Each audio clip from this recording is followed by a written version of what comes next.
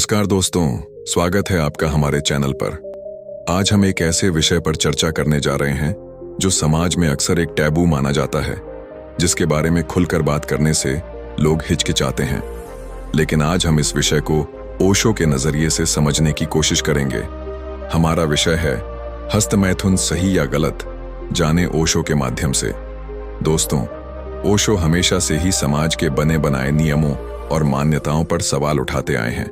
उनका मानना था कि जीवन को पूरी तरह से जीना चाहिए, बिना किसी अपराध बोध या शर्म के। हस्तमैथुन के बारे में समाज में कई तरह की भ्रांतियां फैली हुई हैं, लेकिन ओशो ने इस विषय पर बहुत ही खुलकर और वैज्ञानिक दृष्टिकोण से बात की है। ओशो कहते हैं कि मनुष्य की मूलभूत आवश्यकताओं में से एक है यौन ऊर्जा। यह ऊर्जा प्रकृति ने हमें दी है और इसका सही तरीके से बहाव होना बहुत आवश्यक है। जब इस ऊर्जा को दबाया जाता है तो यह मन में विकृति पैदा कर सकती है। हस्तमैथुन के बारे में ओशो का कहना है कि यह एक प्राकृतिक क्रिया है। यह कोई पाप नहीं है, न ही कोई अपराध। यह शरीर की एक स्वाभाविक जरूरत है, जिसका संतुलित तरीके से सम्मान किया जाना चाहिए। ओशो कहते हैं कि अगर कोई व्यक्ति हस्तमैथुन करता है तो इसमें कुछ भी गलत नहीं है। समस्या तब आती है जब इसे लेकर अपराध बोध या शर्म का भाव मन में घर कर जाता है। जब हम किसी चीज को गलत मानते हैं तो वह हमारे अवचेतन मन में गहराई से बैठ जाती है और मानसिक तनाव का कारण बनती है। उन्होंने यह भी कहा कि जब तक यह आदत आपके दैनिक जीवन को प्रभावित नहीं करती, तब तक यह चिंता का विषय नहीं है। लेकिन अगर कोई व्यक्ति इस क्रिया में अतिवाद की ओर बढ़ता है तो यह समस्या बन सकती है। ओशो के अनुसार यौन ऊर्जा को समझना और इसे सही दिशा में प्रवाहित करना ही वास्तविक संतुलन है। उन्होंने कहा कि अगर कोई व्यक्ति हस्तमैथुन करता है तो उसे अपराध बोध महसूस करने की जरूरत नहीं है। इसके बजाय इसे सहजता से स्वीकार करें। ओशो ने हमेशा इस बात पर जोर दिया कि जीवन में हर अनुभव को पूरी तरह से जिएं, लेकिन उस अनुभव का मालिक बनकर। अगर आप किसी चीज के गुलाम बन जाते हैं तो वह समस्या है। ओशो ने यह भी कहा कि हस्तमैथुन तब तक सही है जब तक यह आपके जीवन की गुणवत्ता को प्रभावित नहीं करता। अगर कोई व्यक्ति दिन रात इसी के बारे में सोचता रहे और अपने अन्य कार्यों की उपेक्षा करने लगे तो यह असंतुलन का संकेत है। उन्होंने यह भी बताया कि यौन ऊर्जा का एक ऊर्ध्वगामी प्रवाह भी संभव है। ध्यान, प्राणायाम और आत्मचिंतन के माध्यम से इस ऊर्जा को एक उच्च स्तर पर रूपांतरित किया जा सकता है। ओशो के अनुसार समस्या किसी भी क्रिया में नहीं होती, समस्या हमारे दृष्टिकोण में होती है। अगर हम किसी चीज को अपराध समझकर करेंगे तो वह अपराध ही बनेगी, लेकिन अगर हम उसे स्वाभाविक मानकर करें तो वह सामान्य बन जाती है।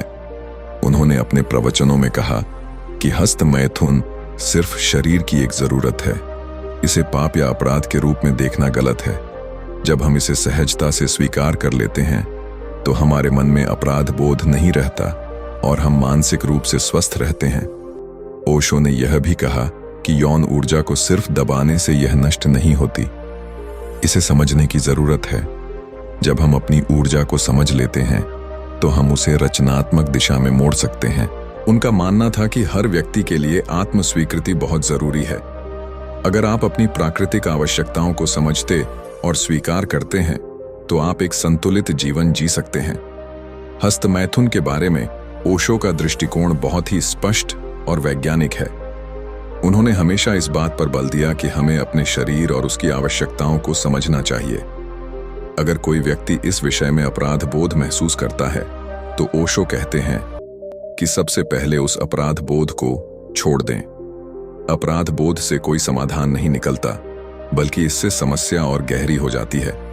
उन्होंने कहा कि अगर कोई व्यक्ति हस्तमैथुन करता है तो इसमें कुछ भी गलत नहीं है, लेकिन अगर यह आपकी सोच को नियंत्रित करने लगे तो यह चिंता का विषय बन सकता है।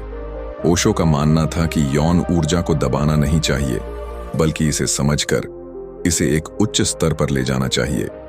ध्यान और आत्मचिंतन के माध्यम से हम इस ऊर्जा को एक सकारात्मक दिशा में रूपांतरित कर सकते हैं।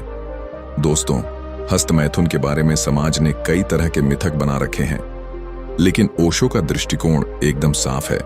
यह एक प्राकृतिक क्रिया है जिसे सहजता से स्वीकार करना चाहिए। ओशो के अनुसार जीवन में किसी भी चीज को दबाने से वह खत्म नहीं होती, बल्कि और ज्यादा शक्तिशाली बन जाती है। इसलिए अगर आप हस्तमैथुन करते हैं तो इसे अपराध बोध के साथ न करें, इसे एक सामान्य प्रक्रिया के रूप में स्वीकार करें।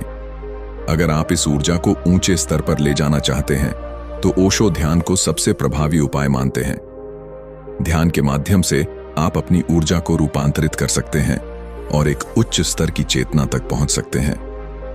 अंत में ओशो का संदेश बहुत स्पष्ट है। अपनी प्राकृतिक आवश्यकताओं को समझें, उन्हें स्वीकार करें और अपराध बोध को छोड़ दें। जब आप अपने जीवन को पूरी तरह से स्वीकार करते हैं, तभी आप वास्तव में मुक्त होते हैं। तो दोस्तों, उम्मीद है कि ओशो के विचारों ने आपको एक नई दृष्टि दी होगी। अगर आपको यह वीडियो पसंद आया तो इसे लाइक करें, अपने दोस्तों के साथ शेयर करें और हमारे चैनल को सब्सक्राइब करना न भूलें।